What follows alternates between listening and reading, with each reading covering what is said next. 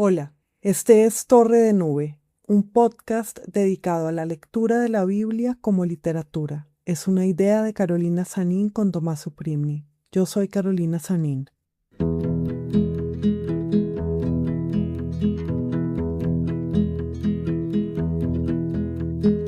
Mi fe de niño, ¿dónde está?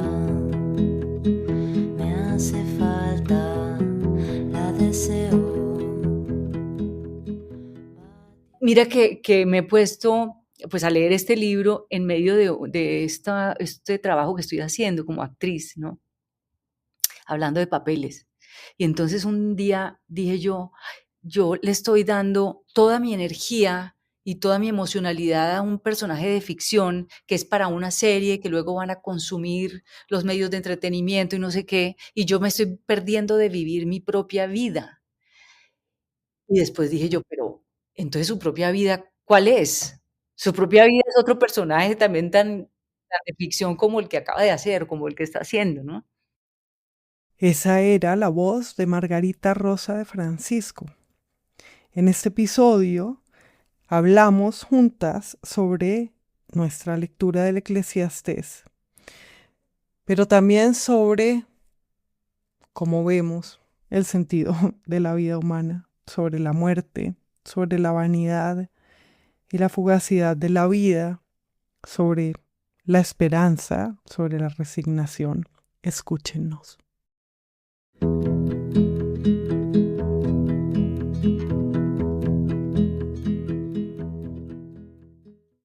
Hola Margarita Rosa, ¿cómo estás?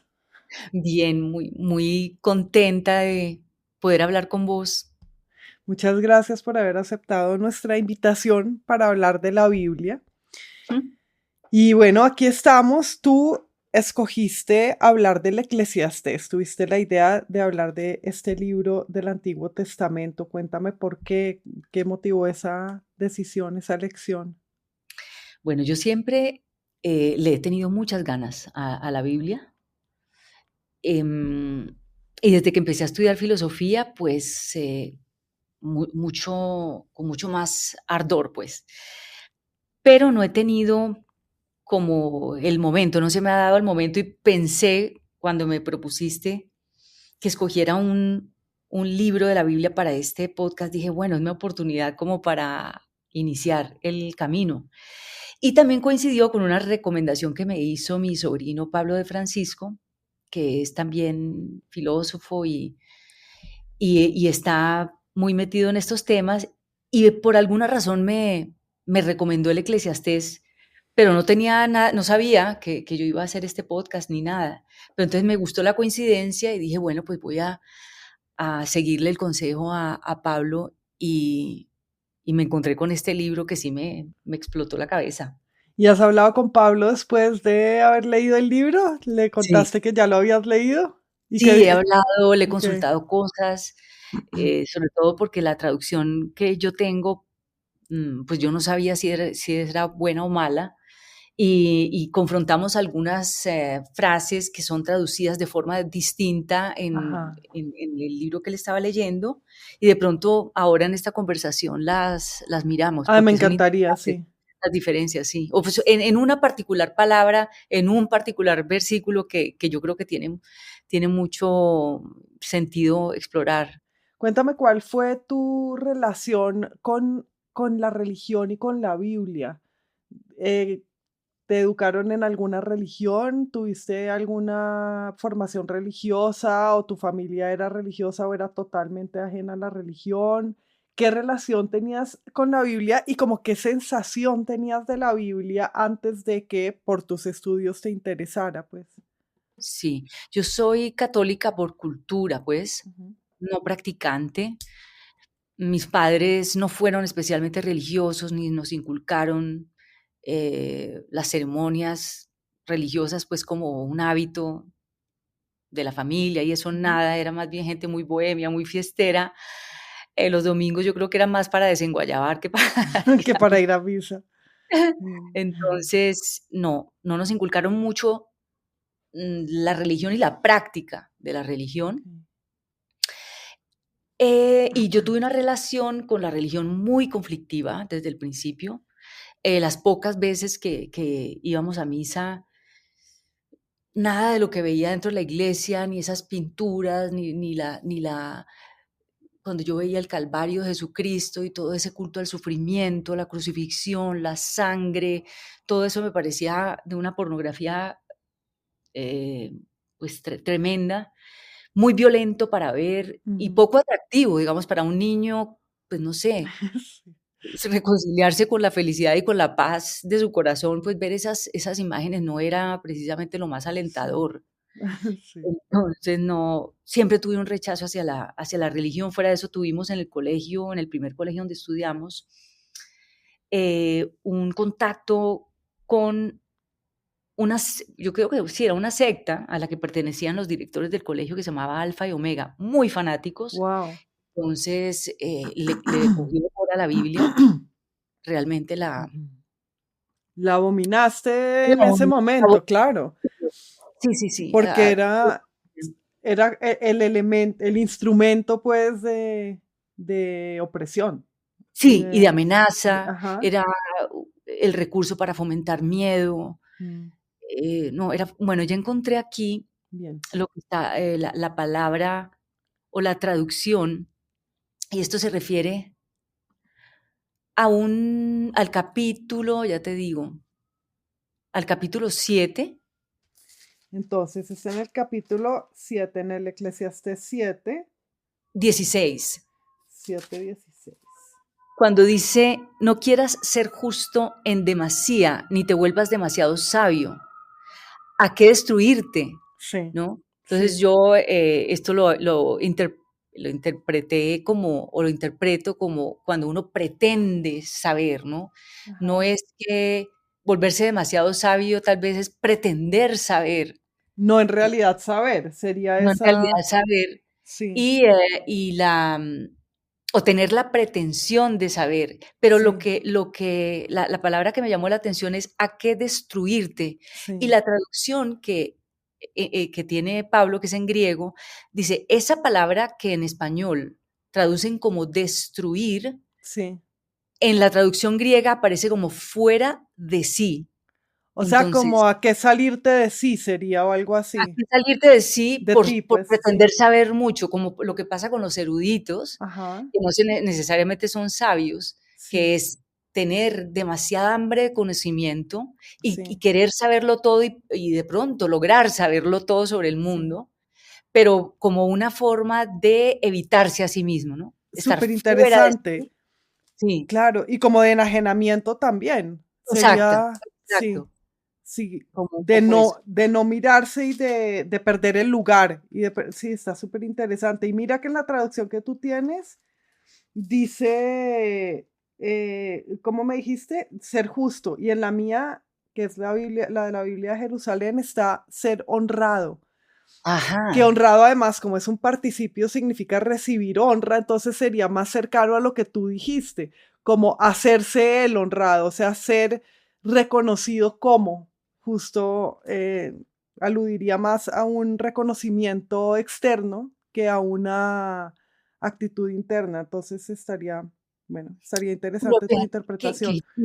lo que yo sí quería decir en general sobre este Sí, libro sí, es que, primero, no es un libro para niños espirituales, ¿no? sí, Porque la referencia a la aniquilación es tan lapidaria, o sea, tan explícita, ujú, que uno de aquí puede salir directamente a suicidarse después de leer esto, ujú, o a confirmar, su fe, sí. o a lo que quiera. Es un libro que requiere cierta adultez para poderlo leer.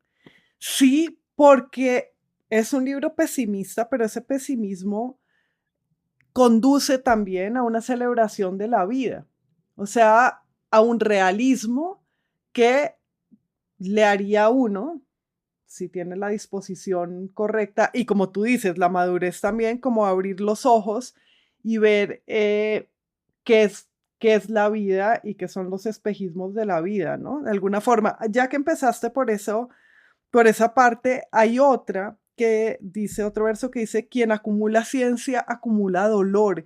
Y a mí Lo también, tengo. ¿cierto? Y siempre me ha interesado eso, esa insistencia en el saber como, pues, como no conducente a la felicidad, Exacto. Y eso ¿cierto? de acumula ciencia, por supuesto, como vos lo has dicho, es acumulación de saber, ¿no? De conocimiento, Sí, pero el conocimiento del mundo no provee felicidad sí, necesariamente, porque el mundo, como dice él, como se dice el pastor aquí en este libro, es uno solo. El comportamiento del mundo es una cosa que se repite una y otra vez. sí, No cambia, esencialmente sí, no cambia. sí. Eso es fascinante porque ese no cambio, entonces podría indicar, no lo puedes conocer, porque simplemente es así y así Es vuelve a empezar cada día y la unidad de conocimiento es el día y lo único que puedes saber es que el sol vuelve, algo así, ¿no? El tiempo. Pero por otra parte, uno pensaría que si hay algo regular y que siempre se repite, lo puede conocer. Pero en realidad lo que puede conocer es pues es nada, es ese drama, no es ninguna razón del drama ni nada que esté por debajo, o sea, no puede conocer nada sino contemplar la recurrencia, es todo lo que se puede hacer. Entonces, ¿en dónde estaría si el Eclesiastés no es solo la expresión de cómo es el mundo, y esta expresión supuestamente amarga, que para mí también es bastante cómica, sí, ¿cierto? O sea, esto es sí. humorístico, es un libro humorístico de principio Totalmente. a fin. Sí, como muchos libros de la Biblia. Yo creo que de ahí procede, bueno, varias veces lo digo en este podcast, pero de ahí Y yo procede te voy a hablar en una de tus conferencias acerca del humor.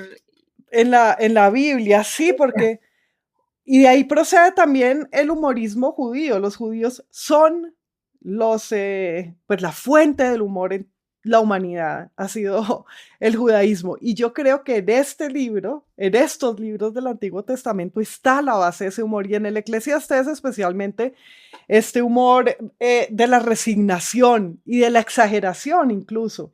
Sí, de la exageración, eso de Sí. que me felicita más al muerto que al vivo, porque para mí Es buenísimo.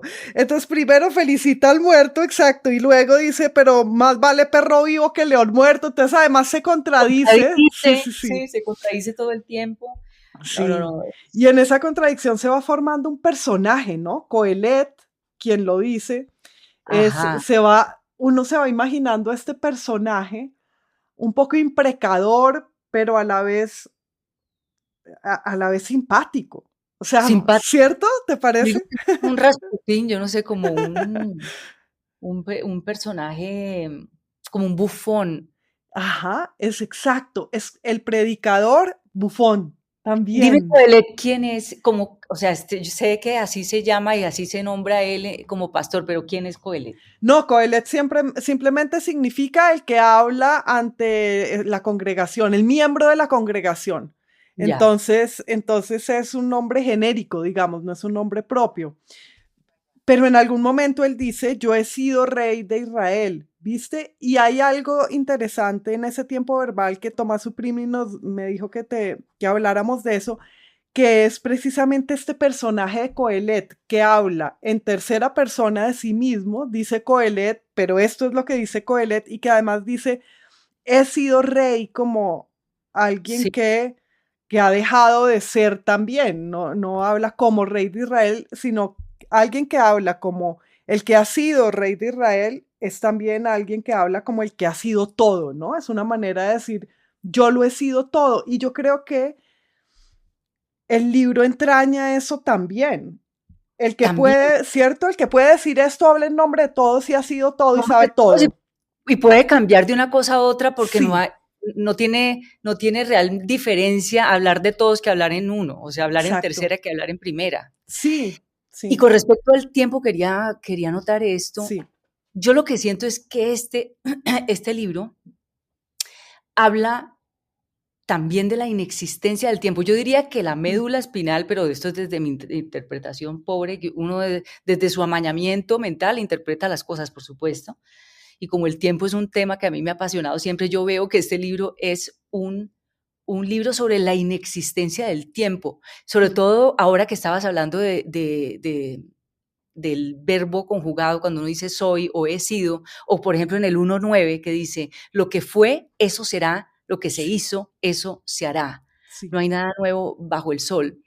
Entonces, yo siento que este libro se refiere a que no hay una línea de tiempo, como a uno le enseñan. El lenguaje, digamos, es un intento de apresar el tiempo con esos verbos conjugados. Uno de los errores gramaticales que más lo perturban a uno es no conjugar bien un verbo, ¿no? No tener muy bien clasificado qué pasó, qué es ahora y qué es mañana. ujú, Y saberlo sí, decir. En el lenguaje está ese atrapar vientos, que ese vientos es el tiempo, es tratar de sí. contener el tiempo en el lenguaje, y a uno lo enseñaron a pensar de esa forma secuencial, cuando el tiempo no ha pasado, el Muy tiempo es un bien, punto sí, y no una línea, digamos. sí, sí.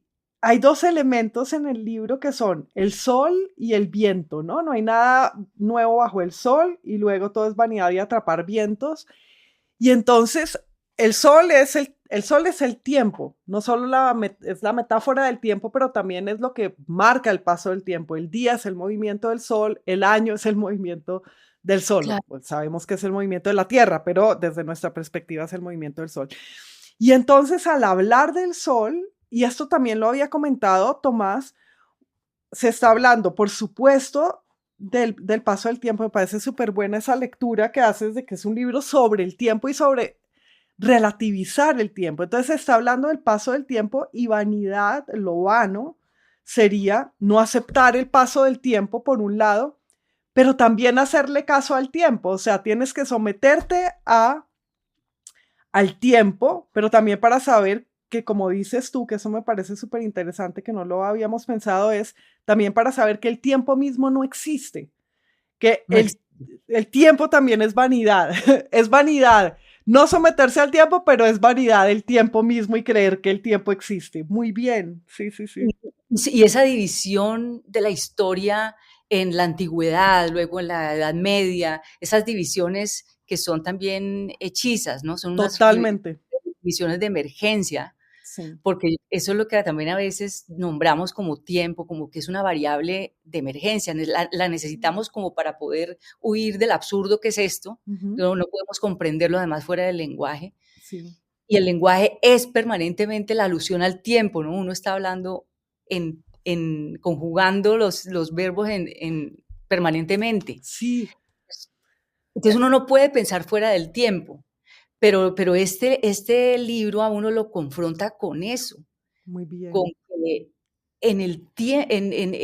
el tiempo al no existir hace que, por eso es tan duro y peligroso, puede ser peligroso este libro, hace que nada realmente importe, y habla mucho del Sí, absurdo también este libro. sí, Y es terrible saber que el justo y el necio tienen el mismo destino, sí, ¿no?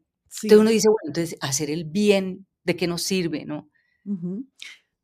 Mientras te oigo, estaba pensando de qué manera el Eclesiastés, que es este libro que repite y que repite como nada vale nada y como todo es igual en últimas, casi que funciona como un encantamiento de liberación, liberador, ¿cierto? Si empiezas a oír esto y lo oyes, en últimas lo que hay es una gran liberación. El libro que podría ser deprimente y que es melancólico y que es pesimista, lo que hace es soltarte porque ni siquiera las cosas que podrían procurarte sufrimiento, como que nada vale y que te vas a morir, te deben procurar sufrimiento porque en todo caso no sabes nada, ni siquiera sabes qué es la muerte. Entonces es un libro que te dice una y otra vez, no, no sabes nada No sabes nada. y no se puede saber nada y Y no se puede ser justo, sí, además. Yo no sé ajá, si estamos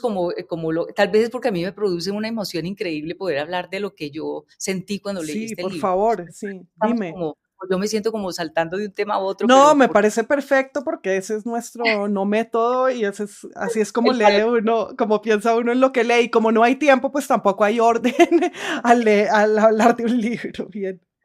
pero es Sí, también por el, el entusiasmo que me produce hablar de un tema que me interesa, me ha interesado siempre, y es eso de la aniquilación como destino. Sí, Y que uno por eso empieza a preguntarse, entonces, ¿de qué vale defender causas justas? Por ejemplo, ahorita que estoy yo de activista política, muy digo, bien. yo también me pregunto, ¿de qué sirve todo eso si uno, si vamos, yo no sé si eso le pertenece a la naturaleza humana, esta es la presencia del mal, que es tal vez uno de los problemas filosóficos Ujú. irresolubles, si eso nunca va a cambiar, ¿ves? Entonces Sí, la pregunta es, ¿qué sentido tiene defender una causa? sí. Em, ser bueno, ¿Y ¿no? qué respuesta te has dado para eso? Me di una respuesta que es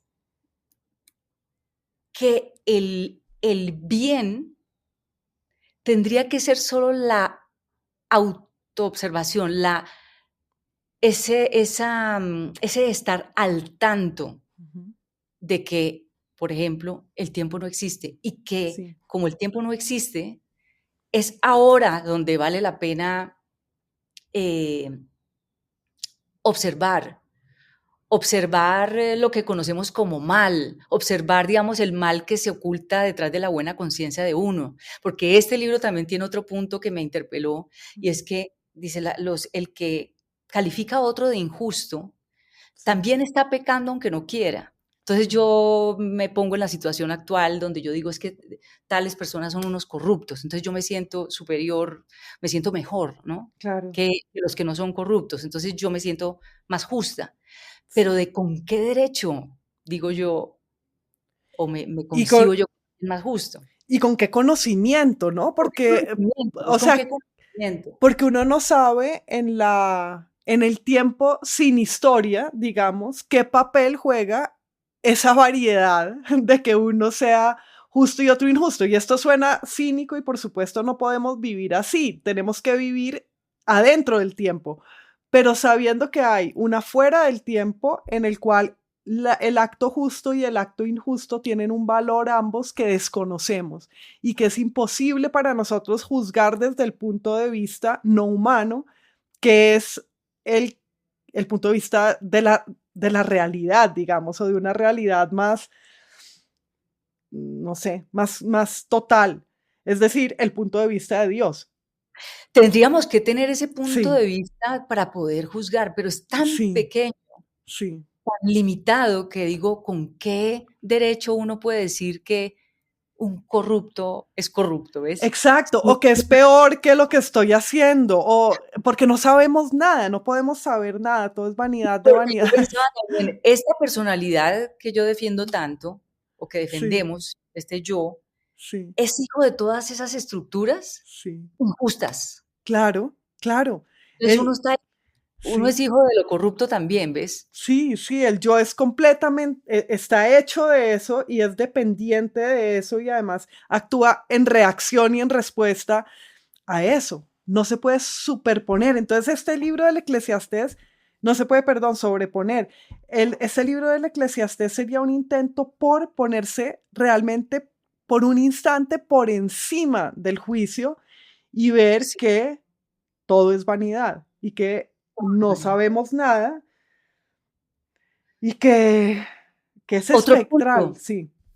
Sí, hasta parir es sí, es vanidoso, sí, porque, bueno, aquí que se mete con la mujer también durísimo. sí, Yo digo que incluso en clave de perdón a uno le puede enseñar mucho un maestro que diga cosas ofensivas, como por ejemplo para las mujeres, que las mujeres somos el mal y que sí. pero incluso con un mensaje así, aparentemente ofensivo, uno de ahí también puede aprender bastante. ¿Cierto? Incluso con algo que a uno le parezca inaceptable y con lo que no esté de acuerdo y que dice, puede decir, ok, ¿en qué sentido puedo entender esto? ¿Cómo lo podría entender? Desde luego no, Exacto, es como en pues clave de perdón, uno puede leer cualquier libro sí, que para uno sea, agresivo, digamos. cierto, Uno puede cierto. Y además sabiendo que esas expresiones se delatan a sí mismas, o sea, lo que te están diciendo de qué manera puede verse, no que haya que verlo así.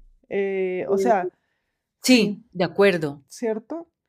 de Bueno, acuerdo. vamos a examinar varias cosas acá. Una, vamos a volver a empezar, no, vamos a empezar desde el comienzo. Dale. Vanidad de vanidades, dice Coelet. Vanidad de vanidades, todo es vanidad, que saca el hombre de toda la fatiga con que se afana bajo el sol. Una generación va, otra generación viene, pero la tierra permanece donde está. Entonces, bueno, hemos hablado del tiempo y de que el tiempo es lo único que existe y a la vez es lo que no existe. Es como el estado eh, dentro del que vivimos, pero eso no significa pues su realidad vista desde otra perspectiva. Pero te quería preguntar por la vanidad. ¿Qué es la vanidad? Esa palabra. ¿Qué piensas sobre esa palabra de vanidad? Porque ahí no dice, qué sé yo, pérdida de pérdidas o tontería de tonterías, sino vanidad de vanidades. ¿Qué evoca para uno eso? A ver, a mí me evoca es lo, lo superficial, ¿no? Lo que está, la vanidad es esa resistencia que uno tiene a ir a lo profundo, a lo que Ok. está debajo de los placeres ligeros, de las mismas tristezas. Bueno, ahí habla precioso de la, pues no es que hable precioso, pero me remitió a pensar sobre la tristeza también. Pero la vanidad Sí. eh, es cuando uno es vano cuando no se pregunta por el sentido de algo, Mm, cuando uno no se confronta, ¿no? sí, Creo que uno se vuelve vanidoso, es así. Porque uno puede, digamos, sentirse, ser vanidoso y de reflexionar sobre su propia vanidad, desde luego que estamos casi que siempre en ese modo, en el modo vanidad. sí.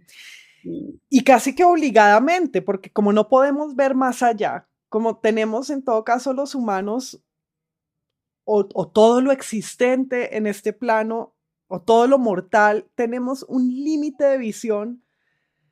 Incluso si somos profundos, seremos vanidosos, ¿no? también, ¿Cierto? Lo más profundo que sea, que muy mal seamos, es una vanidad. Sí, total, total. sí, Así es, así cierto. es. Nosotros en esta misma conversación, ¿no? Tratando de decir cosas inteligentes alrededor del tema del Eclesiastés.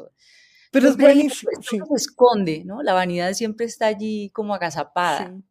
Pues buenísimo porque no sé si lo estás sintiendo, pero al tratar de hablar de esto, hay algo, yo me siento que me estrello contra la pared de el lenguaje y de mi propia También. capacidad y conocimiento, porque sé que este libro me está diciendo de algo que está más allá del tiempo y más allá de lo que yo puedo entender y que lo único que puedo saber es que me está haciendo ver ese límite y eso ya es una gran cosa y puede convertirse de hecho en un consuelo, ¿no?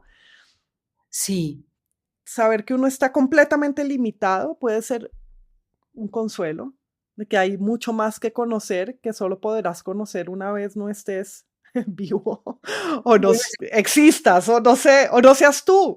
Sí. es que sí, que si no fuera por la vanidad, también seríamos unos desconsolados de mierda, porque Sí, vos decís consuelo, como si es que necesitamos consuelo, es que vivir es desconsolador. sí. El que está vivo acá necesita consuelo. ¿Y qué nos consuela? ¿Qué te consuela? Por eso yo digo que la vanidad es uno de los consuelos. Hay que estar Totalmente, sí. divirtiéndose, hay que estar haciendo cosas, entreteniendo, así sea que leyendo libros, porque también Ujú. pues estamos hablando de los vanidosos eruditos, que también los hay. No es solamente estar uno viéndose en el espejo y diciendo qué lindo soy. La vanidad se expresa de tantas maneras, Sí. Y es pero es eso de verse en el espejo, verse. O sea, uno tiene ah, que verse para consolarse, ¿no? O sea, ¿cómo uno cómo utiliza definirías ver. tú la vanidad? ¿A qué te remite a ti la vanidad? No, a mí lo mismo que tú, me parece interesante eso de la superficialidad, lo fugaz y sí, lo que pasa y deja de ser, lo que en realidad no tiene existencia, no tiene raíz, o sea, lo superficial, Ah, también, sí. y también lo vacío, Sí. lo sin sentido, pero estoy de acuerdo contigo y de hecho en la parte primera del podcast que hablo de eso, de, de cómo es lo único que podemos hacer. O sea, este libro creo yo que no nos está reconviniendo como no sean vanidosos, sino sepan que todo lo que pueden hacer es vano, Todo. es vanidad. Entonces, de hecho, es como, ¿cierto? Es como una licencia casi, porque vanidad de vanidades dice, todo es vanidad. Todo es No es no seas vanidosa, es todo es vanidad. como que, ¿sabes? No podemos escapar de No, ser vanidosos. exacto, es nuestra manera de estar vivos, porque Es casi, el consuelo, es el sí, consuelo para esto, casi porque que creo que hay vanidad y muerte, ¿sabes? La vida es vanidad. Entonces, es casi como el motor, es verme a mí misma, producir una imagen de mí que yo pueda ver en general, no se trata de belleza física solamente, sino producir personas de mí, imágenes de mí, que me hagan sentir que existo. Porque eso, si no, no existo, si no soy la carne para los gusanos, como somos todos, ¿no? eso. Entonces Y el horror que produce ser insignificante, ¿no? sí, Uno tiene uno tiene que creérsela. que creérsela así. Antes hablabas de algo que me llama mucho la atención y es de lo de los tiempos verbales. Me interesó eso porque me encanta que digas que la médula de este libro es el tiempo y que es un estudio del tiempo. Repito, que habla del tiempo para decir luego que el tiempo no existe, para descomponerlo y hacernos ver también que el tiempo es vanidad. Y entonces, cuando hablabas de los tiempos verbales, yo pensaba de lo narrativo, de las narrativas, de contar historias, que es la única manera en que a veces parece que podamos comunicar nuestra experiencia. Tú hablabas de la periodización de la historia, por ejemplo, ¿sí? De esos periodos que nos inventamos y que son completamente artificiales y falsos, pues los periodos históricos. Y Sí. pensaba en cómo la narrativa, la narración es nuestra manera de expresar y entender una experiencia, pero también es nuestra manera de engañarnos, porque mientras sigamos apegados a lo narrativo, a que hay que contar y las cosas se cuentan y además se cuentan como encadenamientos de cambios y de causas y consecuencias, entonces menos vamos a entender nada. Entonces estoy un poco como socrática ya No, diciendo, o sea, de verdad, es un gran engaño y nos engañamos y no vamos a poder salir de ahí nunca si tenemos el vicio de narrar y de contar en pasado, que es es muy narrar. socrático además este libro. Pero mira que pensando en el tiempo y tratando de definirlo, porque San Agustín era el que decía que cuando a uno le preguntan qué es el tiempo, uno no Ujú, sabe, pero uno lo sabe cuando no se lo preguntan. ujú, ujú, ujú.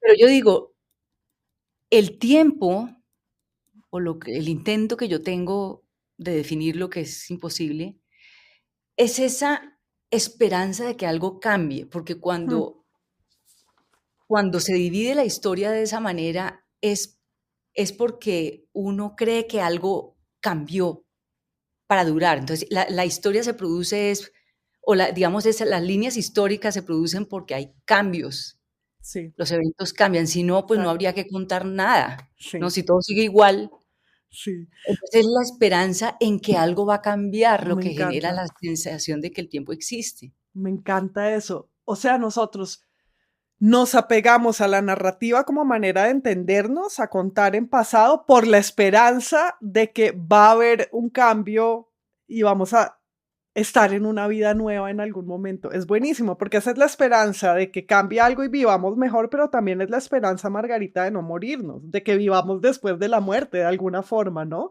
Pero Porque eso mira es, qué horror sería vivir para siempre. sería, Tantos sí, autores han escrito sobre eso, ¿no? Han hecho personajes que viven eternamente y siempre son trágicos. el vampiro, que es tragiquísimo, sí. Y sí, sí, pero la esperanza de vivir mejor siempre es la esperanza de vivir después de la muerte también, de vivir otra vida después de la muerte, pues la vida bienaventurada, ¿no? De alguna forma las dos cosas están relacionadas. El cambio venturoso, pues es sí, el de después.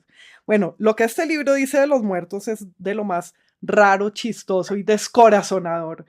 No, ¿Quieres leerlo? ¿Lo tienes por ahí? Listo. ese lo apunté porque es que es, Sí, Es comiquísimo. Es de las sí, partes más chistosas realmente de este sí, libro, lo de los muertos, pero sí. dime cuál, a ver A si ver, a lo... ver. Ay, Ay, justo, felicité a los muertos que ya perecieron, 4-2. 4-2. Felicité a los muertos que ya perecieron, más que a los vivos que aún viven. Imagínate. Sí.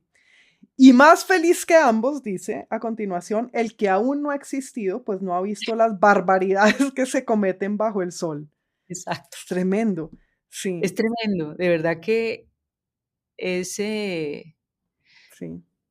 ¿cómo le dice uno a esto? ¿Qué más adjetivo le puede poner uno a esto? Lúcido. Es como demasiada luz. ¿Y sabes qué pienso? Que cuando la muerte que nos asusta tanto, Sí, pero si vamos a seguir hablando en términos de tiempo, hemos estado más tiempo no existiendo que sí. existiendo. Sí, sí, exacto. Entonces nuestra verdadera naturaleza es la no existencia, por lo menos la no existencia en esta vida y en esta tierra. O sea, una de las cosas que ha confirmado para mí este libro es un pensamiento que fue el que más me aterrorizó, el origen de todo mi existencialismo, de las angustias más atroces que no ningún psicólogo pudo con eso, pues desde luego, es que todo esto, o sea, el universo entero, los planetas se acaban, los planetas mueren, el sol se apaga, el sol también Sí, un día va a envejecerse, sí, esta estrella. sí. Y se va a acabar todo. Aquí no va Todo. a quedar ni Jesucristo, ni el que mejor le haya ido en este mundo, Nada, ni, nada. ni los genios, ni la música más divina, ni el arte, nada. Eso queda en cero todo. Sí. Ay, a mí cuando el coronavirus, cuando empezó el coronavirus, que pensamos que tal vez iba a acabar la vida sobre la Tierra, creo que todo el mundo lo pensó. ¿Sabes qué pensaba yo siempre? No va a haber más canciones. Lo que me preocupaba no eran los libros, no era ni siquiera la Biblia que tanto me interesa, ni que eran las canciones de Bob Dylan. Yo de repente pensaba, no va a haber canciones, nadie las va a cantar, porque si quedan los otros animales, pues muy bien, queda la vida, pero ellos no saben cantar canciones humanas y eso me entristecía. Y Y, fuera de eso, esta especie, yo creo que sí va para directo claro, yo creo que sí, a la del exterminio, con lo que estamos haciendo nosotros mismos. sí. Pero a mí me parece tan brutal pensar eso. O sea, digo, ¿cómo es posible que nos haya ocurrido la vida? ¿Cómo es posible? Yo todavía me levanto y digo, ¿cómo es posible que yo esté viva hoy? Es increíble, ¿no? Sí, y uno, Increíble, es imposible, nos Sí, ocurrió es lo imposible. imposible. Y el encuentro de la vida que se mira la vida. A mí me pasa a menudo cuando estoy mirando un árbol.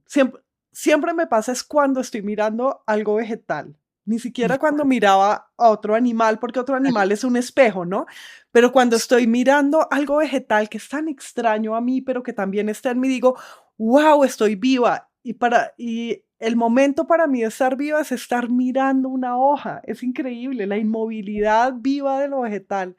Y sí, también me parece que es milagroso, porque es milagroso y que Sí, por es favor. tan precioso. Bueno, otra cosa, y es hablando de búsquedas políticas y activismos políticos y de la lucha por la igualdad. Este libro sí nos dice cuál es la verdadera igualdad, ¿no? ¿Te acuerdas? Mira, estoy en el A ver. 2:13. Vi que la sabiduría aventaja a la necedad, como la luz a las tinieblas. El sabio tiene sus ojos abiertos, pero el necio camina en tinieblas. Y enseguida, pero también sé que la misma suerte alcanza a ambos. Eso. Entonces me dije, como la suerte del necio será la mía, ¿para qué sirve mi sabiduría? Y pensé que hasta eso mismo es vanidad. No hay recuerdo duradero ni del sabio ni del necio. Al correr de los días, todos son olvidados, pues el sabio muere al igual que el necio. Y una Exacto. y otra vez es esta conciencia de la igualdad radical que es la muerte. La muerte es la igualadora y es, sí, Eso. Es la muerte la que realmente nos hace hermanos los sí. unos con los otros. Y más adelante incluso, mira, en el 3:19, porque el hombre y la bestia tienen la misma suerte, muere el uno La como la otra, y ambos tienen el mismo aliento de vida. En nada ventaja el hombre a la A bestia, la pues, bestia, pues todo pues es vanidad. Sí, así. exactamente, pues todo es vanidad. Uf, bien. Vamos a ver qué más hay. Mira, Oh, esto, para seguir hablando del tiempo, esta otra, que es la misma concepción del tiempo como una sucesión de momentos para cada cosa.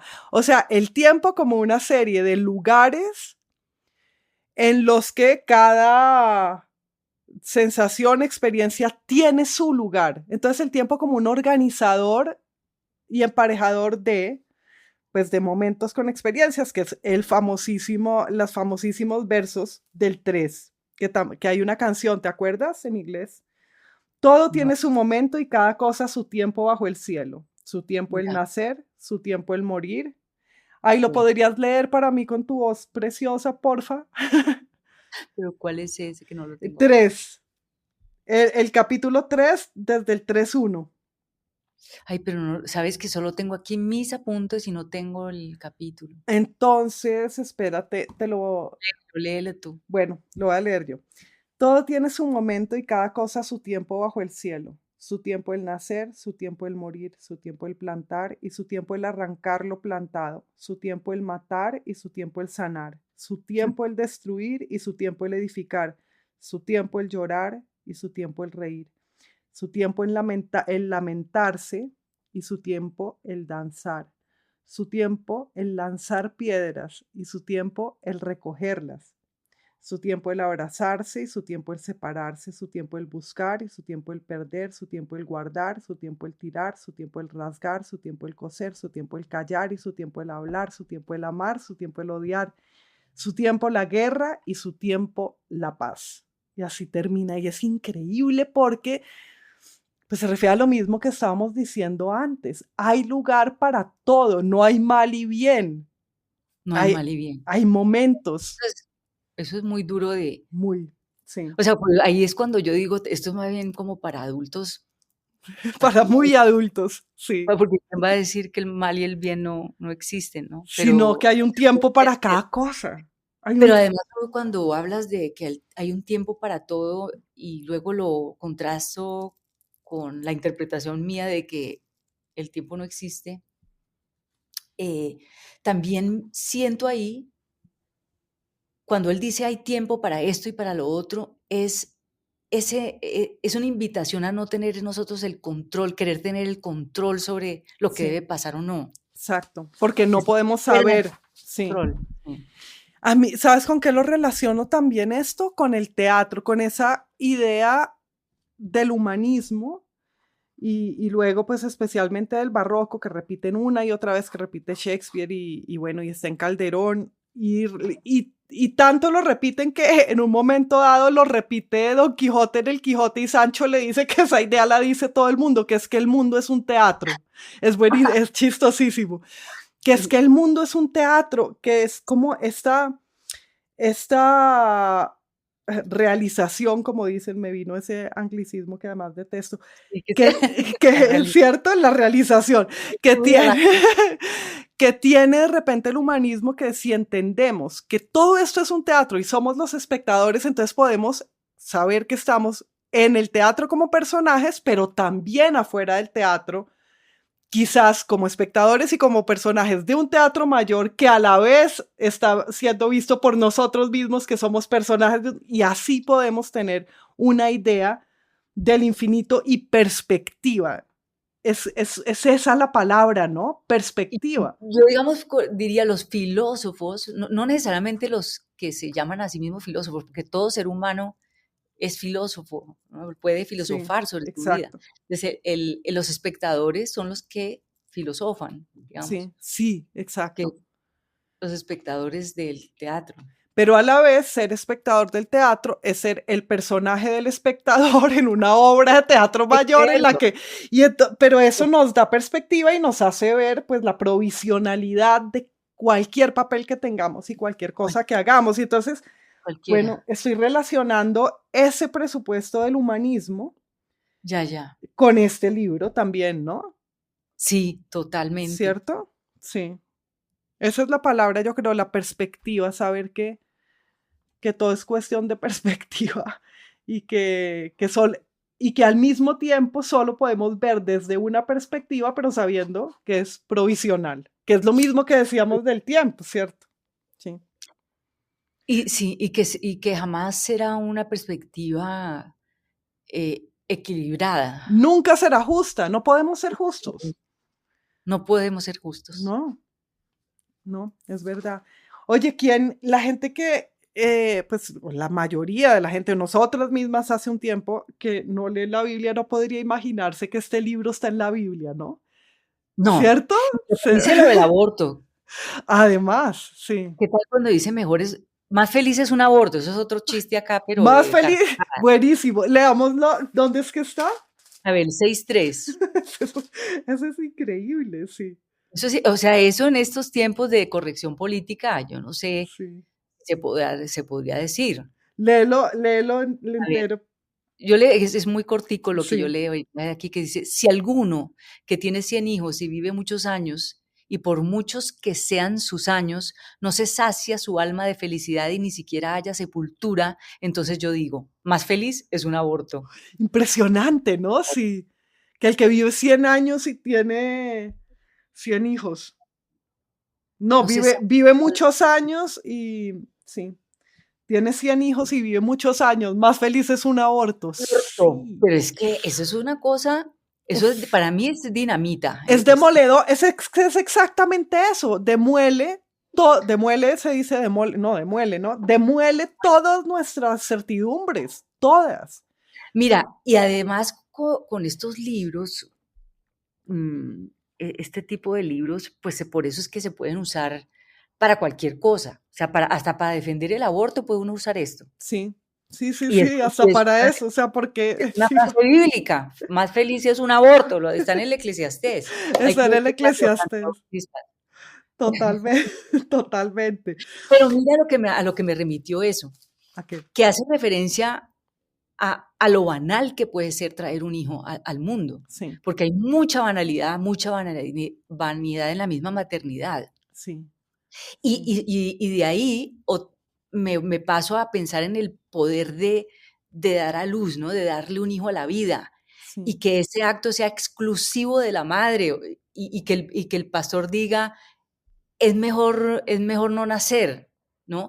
Y que sí, a la vez sea, parece que no he podido hilar muy bien eso, porque me confronta pensar que el pastor diga, es mejor no nacer sí. y que el nacimiento ocurra a través de un cuerpo que ha sido tan atacado De un cuerpo por del mal, ¿no? Este cuerpo, sí, malo, digamos, para esa el mal, o por lo menos tradición. aquí en este libro la mujer es el mal. Sí.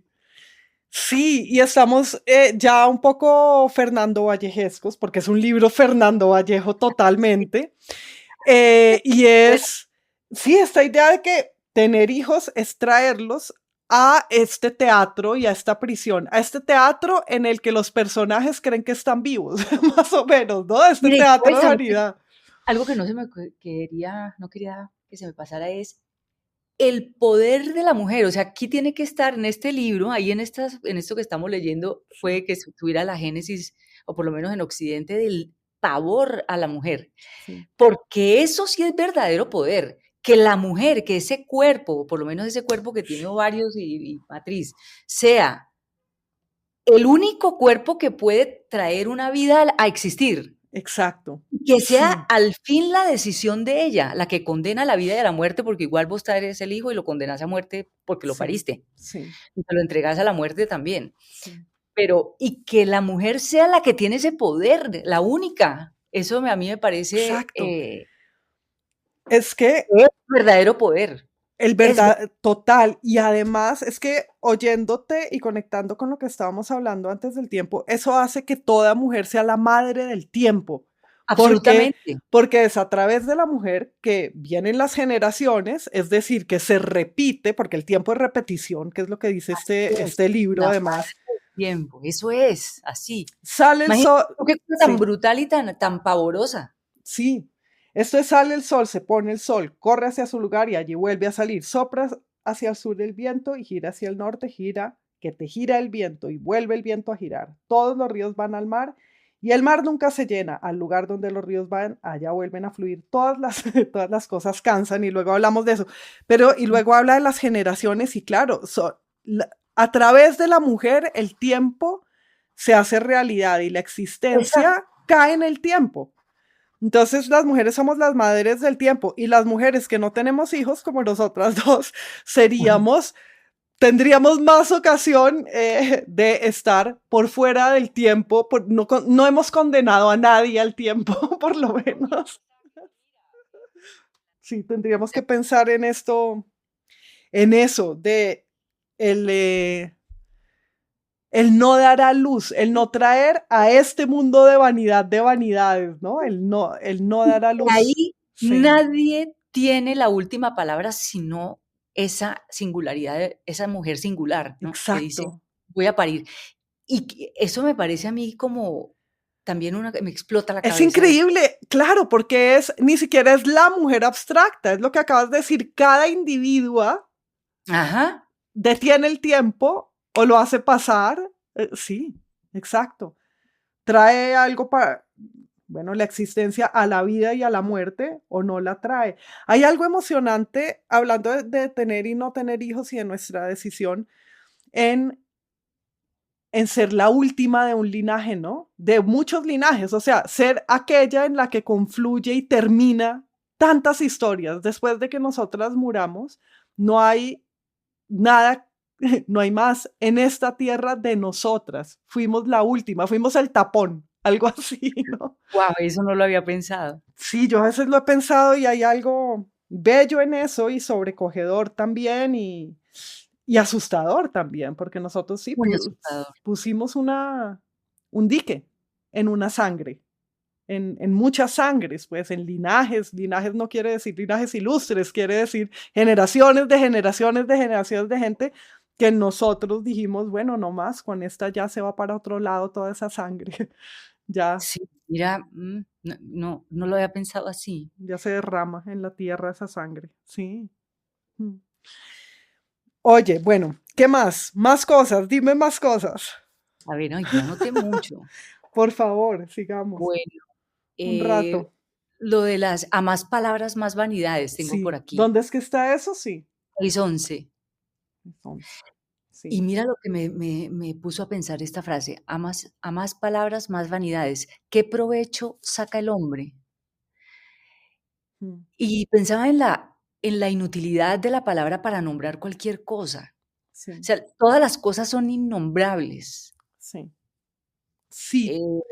Todo acto de lenguaje es un acto de injusticia porque estás tergiversando, ¿no? Sí. Y estás apresando o tratando, es un acto de acumulación de tiempo también, lo que hace la palabra. Sí, sí, es verdad. Apresar el tiempo, y por eso el lenguaje es frustrante. Sí, es frustrante. Bueno, tú que escribes también todo el tiempo, a veces dice uno, las palabras no alcanzan, ¿no? Y la misma Pizarnik, me acuerdo que se mató por eso, porque se le agotaron. Es desesperante, ¿no? Las palabras no alcanzan y las palabras son injustas y son Y por eso tú te cadenas. inventas tantas, ¿no, Carolina, cuando escribes? A ver, sí, me invento palabras, pero, Es que no. pero también son, bueno, Pero son dices, una son manera de jugar. Es que casi... son superficiales, son vanas, no nombran Totalmente. la profundidad, no nombran el ser, ¿no? Los judíos, digamos, no nombran a Dios. Ellos le ponen un Exacto. signo cuando lo escriben, le ponen, Sí, ¿cierto? sí. O solamente pues las vocales, perdón, solamente las consonantes, porque Sí. pues es un nombre que no se puede decir porque, sí, Pero sería también vanidad todo lo decirlo. que es en Dios, si vamos a hablar en términos muy religiosos, todo lo que es en Dios es innombrable. Sí. El mundo no se puede realmente Es que nombrar. casi decir Dios es una vulgaridad, ¿no? Sí. O sea, como que si uno cree en Dios realmente, debería ser como hacen algunos judíos, de pues no mencionar a Dios, pero de algunos cristianos, algunos protestantes también, porque si uno cree en eso, no le puede dar un nombre. ¿Sí? No, y ahora el creer, es que creer. Exacto, creer tampoco, sí. Uno no puede creer en eso, puede saber que existe o no. Sí. No podría ser algo en lo que se pueda creer. Exacto, de acuerdo. De acuerdo, es una vulgaridad y es una vanidad y es una insolencia decir creo en Dios. Dios. O Por, no creo en Dios, los ateos también exacto, somos muy vanidosos en eso. tal cual. Oye, y hablando de escribir, vamos al final, que fue otra cosa que me sugirió Tomás, que es muy buen lector. A ver. Eh, este final del Eclesiastés. Bueno, para acabar, hijo mío, ten cuidado. Escribir muchos libros es cosa de nunca acabar y estudiar demasiado daña la salud. Basta de palabras, todo está dicho. Teme a Dios y guarda sus mandamientos, que eso es ser hombre cabal, porque toda obra será juzgada por Dios, incluso todo lo oculto, a ver si es bueno o malo. Entonces lo único que uno puede hacer es, eh, es guardar los mandamientos y ser un hombre cabal y temer a Dios, porque hay un juicio que uno no conoce, pero del que tiene noticia en los mandamientos. Entonces, no matar, no mentir, todo eso es lo que uno puede hacer sin saber nada, sabiendo que es, ¿Cómo interpretas tú temer a Dios?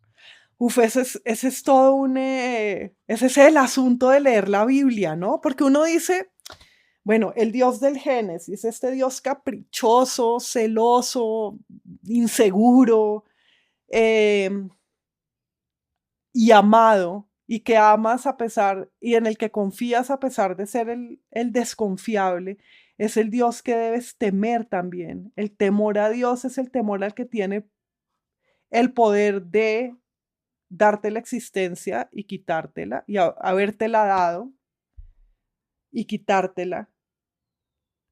Mm, Y es el reconocimiento de que hay un poder que no eres tú. Para mí es el reconocimiento de que hay un eso. poder mayor que tú, que no eres tú, y que estás a merced de ese poder. Y también puedes concebirlo como eres parte de ese poder, pero no eres ese poder, no es igual a tu yo.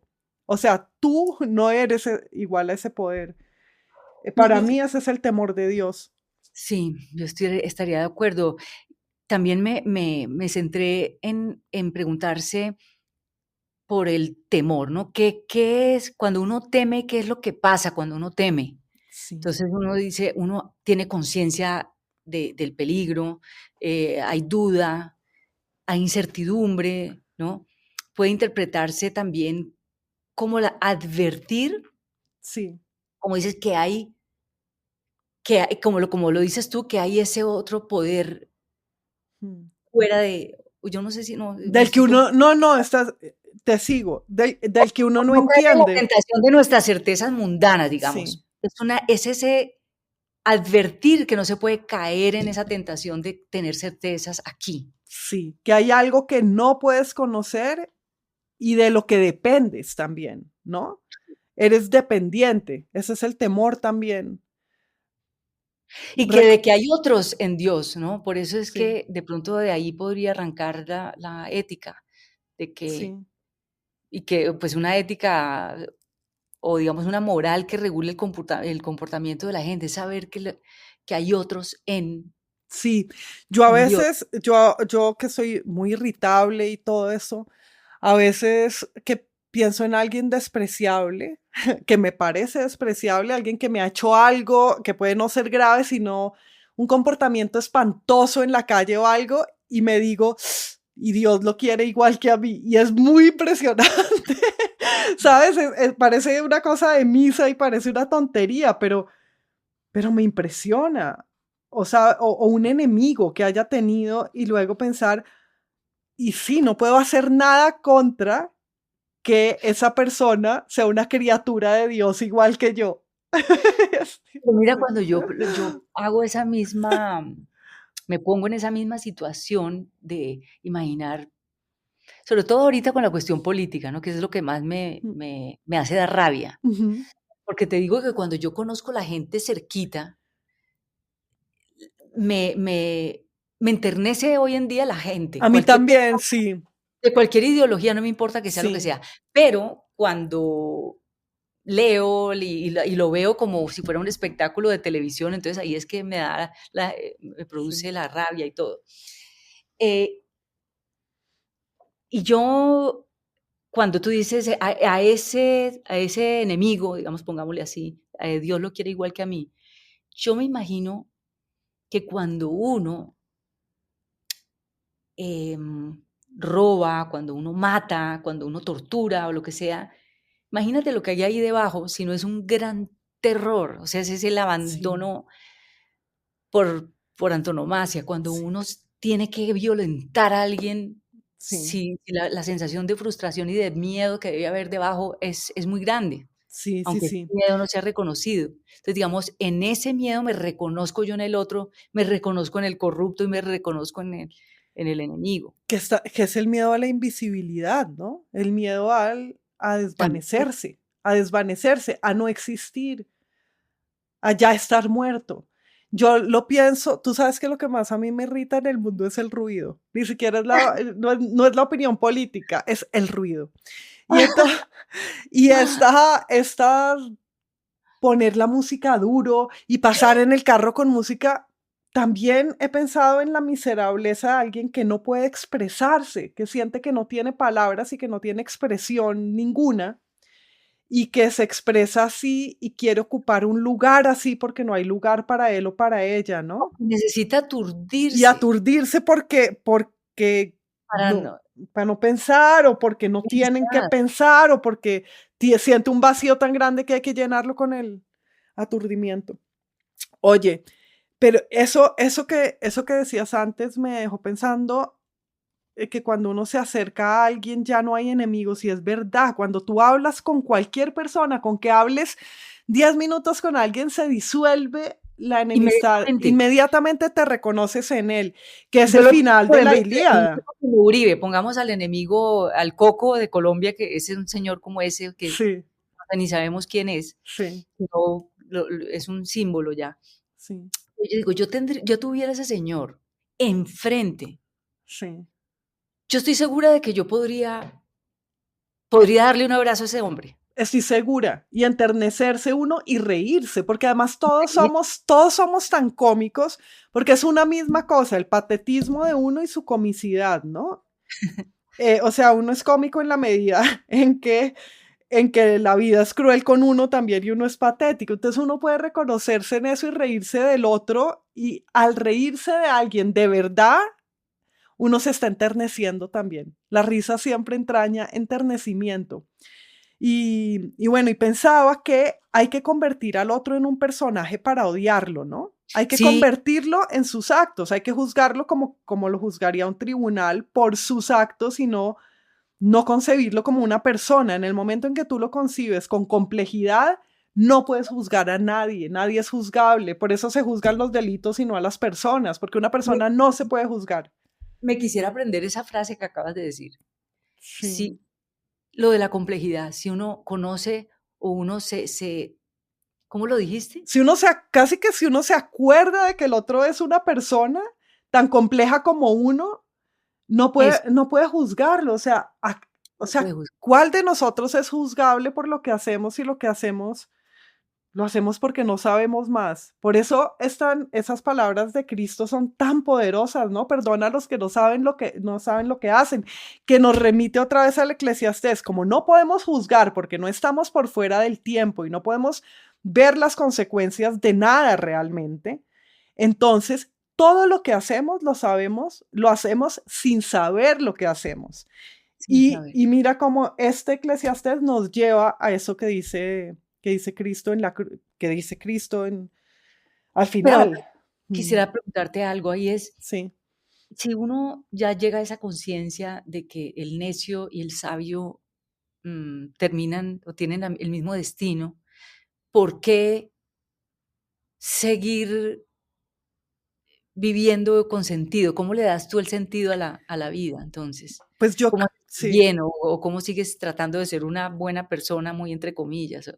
yo creo que uno tiene que tratar, no, yo creo que uno tiene que darse cuenta de que sigue estando en el teatro hasta que se muera y en el teatro tiene que interpretar bien su personaje y su personaje es ser un ser humano y tiene que buscar qué es humano y tiene que cultivarse como ser humano, hacer lo más humanamente posible de ser humano. El otro día yo escribía que ser humano porque sabes que tengo este curso que es acerca de preguntarse qué es un ser humano, en el que leemos La Sirenita, Pinocho, Frankenstein, todos, Alicia en el País de las Maravillas y Peter Pan, todos estos presencias no humanas que se aproximan al humano. Entonces la pregunta es, ¿qué es ser humano? Y una de las respuestas es, o la que a mí más me convence, es que ser humano es tratar de ser humano. O sea, ser humano es creer que uno puede llegar a ser humano. Y entonces creo que ya que el personaje de uno en esta vida mortal es ser humano, todo lo que uno hace es aproximarse a lo que uno cree que es ser humano, para bien o para mal. Y el ser humano escribe y lee, y el ser humano entiende cosas, y el ser humano dialoga, y el ser humano, diría Coelet, cumple los mandamientos. Y entonces yo creo que es eso, es tratar de ser humano. Y el sentido que le doy es que nada tiene sentido porque uno se va a morir. Pero como uno está dentro del tiempo, es interpretar ese drama, y estar en la escena y tratar de estar en la escena bellamente porque alguien lo está mirando, ¿cierto? O sea, igual hay un espectador que es parte de uno mismo o es Dios o es lo que sea. Y por otra parte, hay un instante en que uno se da cuenta de que lo que dice el Eclesiastés es así. Y ahora tú y yo nos estamos dando cuenta en esta conversación y pero dentro de un rato, pues ya estamos metidas otra vez en el Ah, sí, cansancio y en la fatiga y en el no la pelea, a porque seguir peleando. claro, porque ese es nuestro papel también, ¿no? Pero por otra parte, te digo una cosa que estoy pensando recientemente y es esta, que la vanidad, bueno, ya lo decía hace un rato, que la vanidad es el sentido mismo de lo que uno hace, que cuando este libro dice vanidad de vanidades, todo es vanidad, no te está amonestando, sino diciendo, date cuenta Exacto. que uno vive así y todo lo que haces es vanidad, pero es así, no puedes hacerlo de otra manera, no es una amonestación, es una Hasta la mejor constatación. intención, hasta la Sí, mejor intención es vanidosa. sí. No Y, escapa de eso. y más allá, uno para permanecer vivo hasta que le llegue su hora, tiene que tener vanidad. Yo creo que todo lo hago por vanidad y que todo lo hacemos por vanidad y por el orgullo de decir estoy vivo, porque si no te darías cuenta de que ya estás muerto, ¿sabes? De que Y es, yo diría sí. que el sentido también que tiene es que uno interprete su papel a sabiendas de que es un papel. Es eso es lo único que uno puede hacer. Lo has Es lo dicho exactamente. Interpretar su papel a sabiendas de que es un papel y el papel no es solo el de opinar, el papel es el de ser hija, madre, amante, todo. no madre, madre, todo es un papel. Y el papel no quiere decir que uno esté fingiendo, el papel quiere decir que uno está actuando lo mejor que puede según. Mira que me he puesto, pues, a leer este libro en medio de este trabajo que estoy haciendo como actriz, ¿no? Hablando de papeles.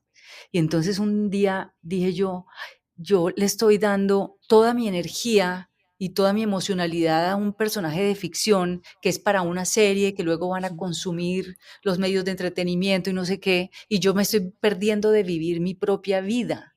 Ujú. Y después dije yo, pero entonces su propia vida, ¿cuál es? Su propia vida es otro personaje también Ujú. tan de ficción como el que acaba de hacer, como el que está haciendo, ¿no? Totalmente. Y por eso yo siempre he creído que el oficio de actor, entre todas las artes, creo que la actuación es la que más libera porque creo que uno tiene la oportunidad de darse cuenta de que lo que uno hace en su vida normal también es Sí.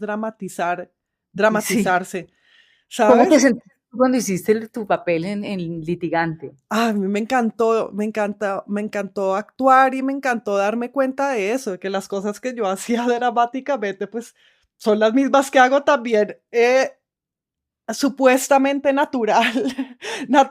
Nada es natural. ¿Cuál es la naturaleza de uno? La naturaleza de uno es morirse y todo lo demás es actuación. Y eso no quiere Todo. decir impostura, quiere decir ese mandato de dramatizarse. Entonces tendríamos dos cosas. Una, el mandato de narrar para poder tener, darle sentido al tiempo dentro de lo que uno está. ¿Cierto? Que hablábamos hace un rato, uno está dentro del tiempo, pero sabe que solo por fuera del tiempo se puede conocer algo. Y estando dentro del tiempo, uno narra para darle sentido a ese tiempo y de pronto, como una carrera para salir del tiempo, repite y repite el tiempo una y otra vez al narrar. Y lo otro es el drama. Entonces serían dos géneros literarios, la narrativa y el drama para poder vivir. Sí, tenemos que ver si en el ensayo y en la poesía lírica, que son los géneros contemplativos, por Ah, ejemplo, el Eclesiastés no es ni narrativo ni dramático, sino que es un ensayo lírico. ajá. Tal vez en el cultivo de ese género uno pueda escaparse del tiempo. Yo en mis talleres les digo a los participantes siempre, acuérdense de que escribir no es contar, les han dicho como contar historias, no. Es mucho más amplio que contar historias. Tú misma lo sabes que escribiste ese maravilloso libro que está fuera de los géneros, que es diario y es canto de alguna forma. Y sí, tenemos ese mandato de narrar o, o interpretar o libreto o guión, ¿no? Sí, sí, Sí, cuando uno le dicen usted quién es, uno lo que saca es una narración pues no inventada, sí. pero es una historieta, Y ¿no? Es además, como sí, sí. Y que uno casi, le dice quién es, uno tiene un texto listo para decir quién es. y casi que lo que uno contesta cuando le dicen quién es quién fui, ¿no? Bueno, yo he estudiado esto, he enseñado esto, he actuado en telenovelas. Es como Coelet cuando dice, he sido rey de Israel. Eso no me importa nada. Es que es Nada, fantástico que ni Que Tomás nos haya llamado la atención sobre esa línea porque ¿qué se aparece en la imaginación de uno cuando lee acá, he sido rey de Israel? ¿Cuándo? da ¿Quién igual, eres? ¿Eres David? ¿Eres Salomón? Da igual. da igual. Es un personaje de comedia, he sido rey de Israel, da igual. Sí, buenísimo. O sea, que da igual la narración que uno tenga sobre uno mismo, es decir, no. Sí. Y la importancia que en Occidente se le da a la identidad, ¿no? Tener una Ay, identidad sí, es una cosa muy, muy necesaria. Como que si uno tiene problemas de identidad, lo mandan para el sí. psiquiatra. Y por eso es tan venenoso para mí la política de la identidad. No, por ejemplo, la acción afirmativa, yo estoy de acuerdo con eso, por supuesto, y con medidas pues de compensación e igualdad, pero insistir en que te identifiques como una cosa u otra es meterte más en el tiempo cuando la libertad estaría en decir, en saber no eres nada. Sí. Ay, es que me abrieron la puerta acá Ah. del hotel. Me Entonces perdí. bueno, decía que ese mandato de la identidad, ¿no?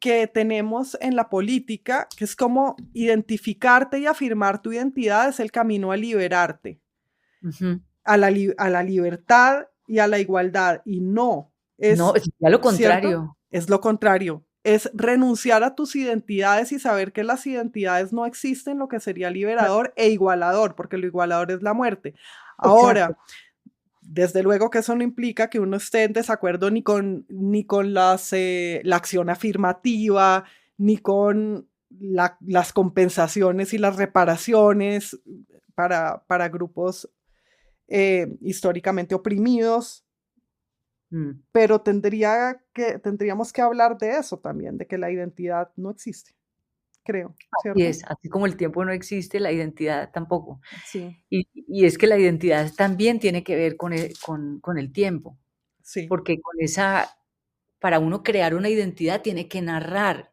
Exacto, tiene que narrar y siempre está narrando y ese énfasis en cuenta tu historia, contemos la historia, Sí. hacer memoria, la historia contada una y otra vez, todo eso es meterse más en el engaño a veces, es meterse más y más, enredarse en lo falso, en el tiempo.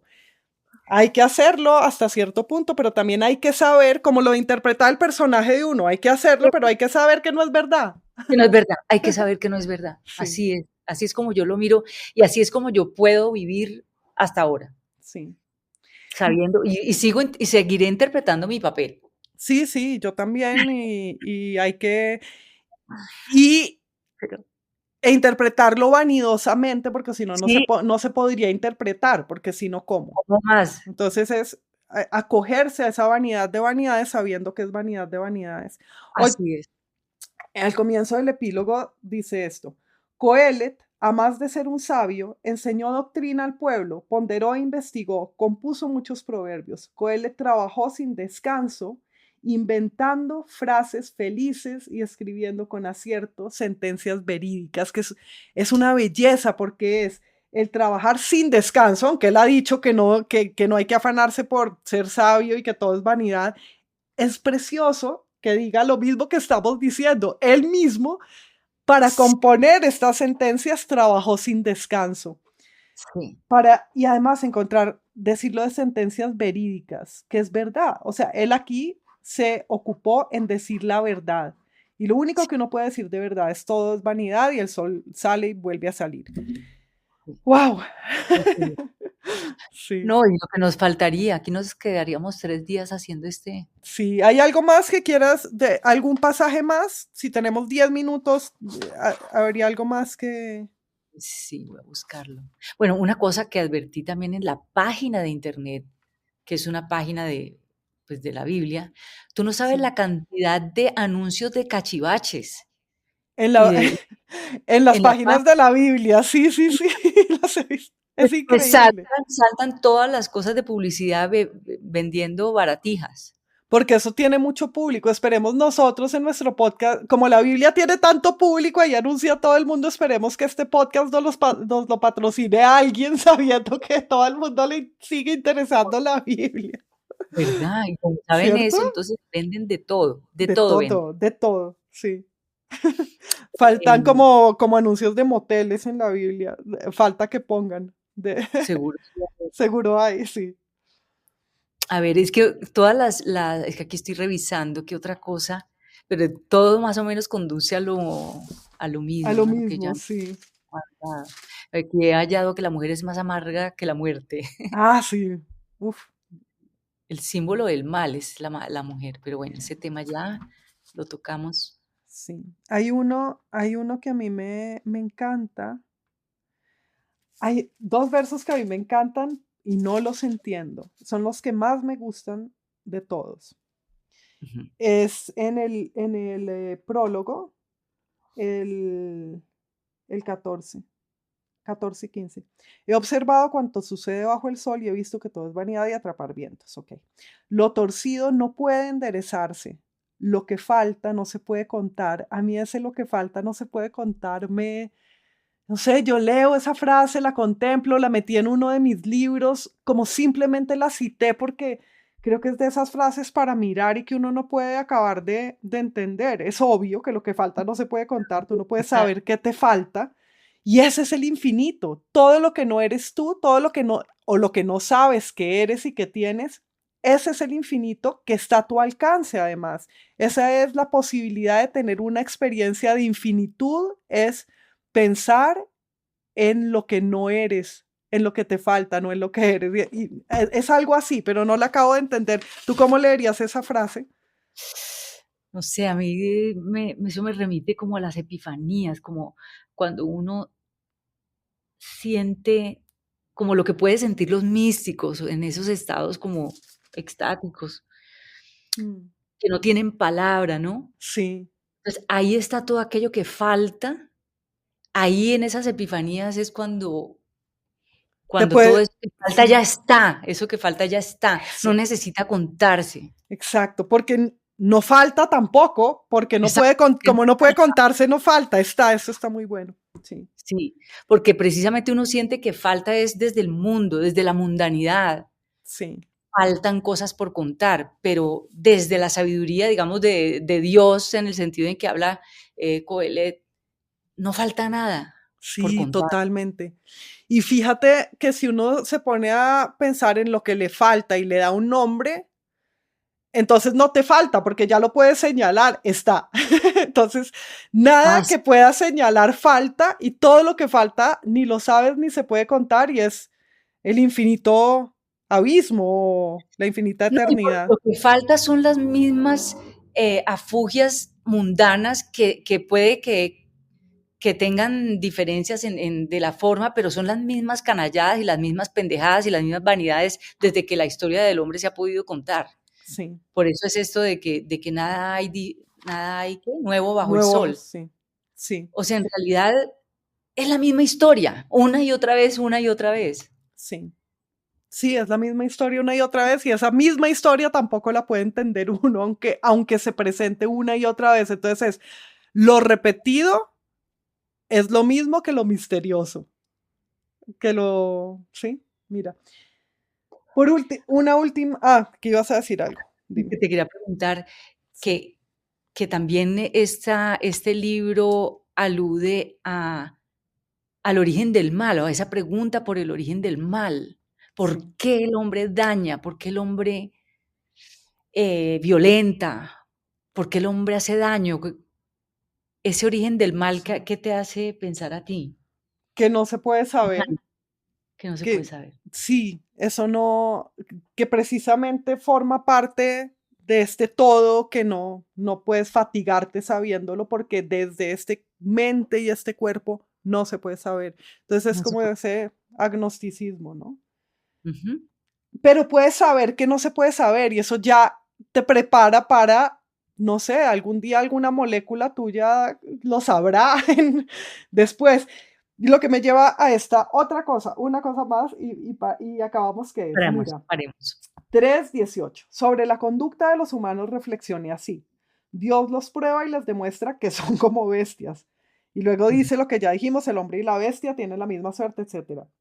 Y luego dice: ¿quién sabe si el aliento de vida de los humanos asciende hacia arriba y el aliento de vida de la bestia asciende hacia abajo a la tierra? O sea, no sabemos eso. Y sabes que esto se opone a lo que la iglesia dijo tradicionalmente, de solo el hombre tiene alma humana, no sé qué. Acá dice, no, quién sabe, tampoco. Pero, bueno, a lo que iba es a lo que dice enseguida. Veo que no hay nada mejor para el hombre que gozar de sus obras, pues esa es su paga. Que es lo que decíamos, ¿no? Pues gozamos de la película que hicimos, el libro que escribimos, esa es la paga, ese disfrute de jugar. Bien, y luego, pero ¿quién le guiará a contemplar lo que ha de suceder después de él? Yo creo que hacemos obras para pretender que sabemos qué va a pasar después de nosotros, porque lo que va a pasar después de nosotros es que alguien va a ver tu serie y que alguien va a leer mi libro, aunque sea una sola persona lo va a leer, y nosotros tenemos esa ilusión de futuro, de que vemos el futuro porque hicimos algo para que existiera ese futuro, aunque ese futuro sea simplemente alguien viendo eso. Sí, sí. Y eso, esa es nuestra otra vanidad, de creer que lo que hacemos lo hacemos para extendernos en el tiempo y adivinar un futuro en el tiempo, porque nunca podremos saber qué va a pasar después de nosotros. Ujú. Mm. ¿A ti no te angustia pensar en el día después de tu muerte?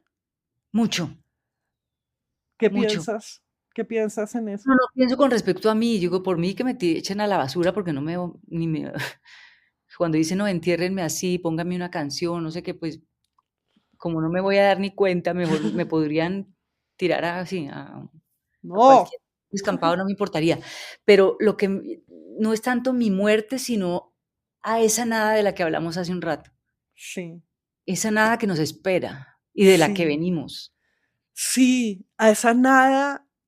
Y al estar ausente, como a mi ausencia, más que a mi ausencia en todo, o sea, a la nada, que es a mi ausencia en cualquier lado, mi ausencia en este mundo. A mí me angustia mucho, mucho pensar, hablando del sol, en el sol siguiente. O sea, me muero hoy y mañana el sol volvió a salir, en ese amanecer del día siguiente que yo no voy a ver. No, por eso en una tragedia, pues cuando van a sacrificar a Ifigenia, en una tragedia griega, dicen: Sí. todo quiere ver el sol siguiente, todo quiere vivir y ver el sol siguiente, y la imagen del sol que sale y que no veo me entristece, no me preocupa porque, bueno, ajá, pero es la imagen de la melancolía para mí, no ver el sol. Y este libro que habla tanto del sol, sí, ya estaremos fuera del tiempo y no tendremos mucho que ver con lo que pasa bajo el sol, y con no hay nada nuevo bajo el sol, porque ojo, dice no hay nada nuevo bajo el sol, pero no todo está bajo el sol. Exacto. Entonces tenemos la esperanza de que haya algo nuevo para nosotras sobre No, el sol, encima del sol. ¿sabes qué? Yo vivo sin esperanza y con todo y eso, Bien, yo vivo feliz mi vida, sí, pero no vivo sin esperanza de que algo hay. eso O está sea, muy bien. solo vivo, eh, o por lo menos con esa conciencia de que no hay esperanza para mí, pero no, eso no me hace sufrir, digamos, en este momento. Me Mm, angustia, pero todavía puedo vivir y puedo crear total, y puedo desear ver a mis gaticos mañana, sí. pero Sí, a mí me da un instante de melancolía eso de ser luego ajena al sol, que es todo, pero, pero yo creo que lo que hay que hacer es eso, vivir sin esperanza, renunciar a la esperanza y que ahí está el consuelo. O sea, el consuelo está en vivir y saber que no hay esperanza y y que no sabemos nada, que es lo que dice este eso. libro. Así que me parece que esta era la mejor invitada existente para hablar del Eclesiastés. Eres la lectora del Eclesiastés, Margarita, y fue No, divina, divina divina, esta muchas lectura. gracias. Y le agradecemos a Pablo esta idea, la idea de que leyeras el Eclesiastés y un saludo al querido Pablo. Es de Pablo, que fíjate que ese sí la siguió, pues, como es, ahí sí se retiró. Como un Se hombre cabal, retiró sí. como un hombre cabal, no hace lo que No, nosotras. lo llevó hasta el final, o sea, lo hizo consecuentemente. Esto es lo que hay que hacer porque entendí esto, entendí este libro. Entendí Sí, este libro y se fue. y zafó. Pero bueno, nos Mándale faltan saludos. mucho para eso. Sí, mucho. Pero bueno, en un lugar de uno puede zafar también mientras sigue actuando.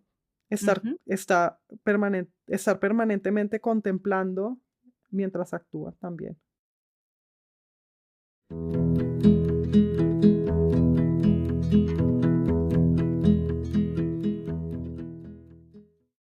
Bueno, siempre que uno habla sobre el arte y siempre que habla de la religión y cuando habla de las grandes obras de la literatura, siempre está repitiendo la pregunta de si hay en uno otro o si al mismo tiempo que uno vive esta vida está viviendo otra o si después de vivir esta vida existirá de qué otra forma, de cuántas formas existe uno al mismo tiempo, qué otros hay en uno. Y esa, claro, es una pregunta que me parece adecuada y que se llena de sentido al hacérsela a una gran actriz como es Margarita Rosa. El ser otras, el vivir más allá de la propia vida. Además de ser actriz, Margarita es autora, entonces, bueno, sabe de crear voces, estar al tiempo en varios lugares. Y en últimas, cuando nos estamos preguntando sobre el sentido de la vida, nos preguntamos eso también, no solo qué sentido tiene nuestra vida, sino dónde más tiene sentido. Y también tratamos de aceptar el límite y la finitud de la vida, que es algo que yo siempre he admirado en el discurso de Margarita Rosa, como esa capacidad para mirar de manera muy libre y franca los finales de nuestras existencias. Muchas gracias, Margarita, por esta conversación y gracias a ustedes por escucharnos. Y quería, por último, decir que cuando estuve oyendo esta entrevista otra vez me di cuenta de cuánto hablo yo y que empiezo a decir y me alargo y tengo este entusiasmo. Eso va a pasar en muchas de estas entrevistas y ha pasado y bueno, ya es muy tarde para corregirlas, para hablar menos y quería disculparme y reconocer ese exceso.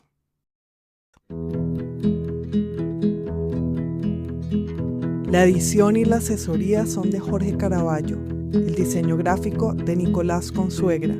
La canción es 4 de Suárez, cantada por Rosario Blefari con letra de Rubén Darío.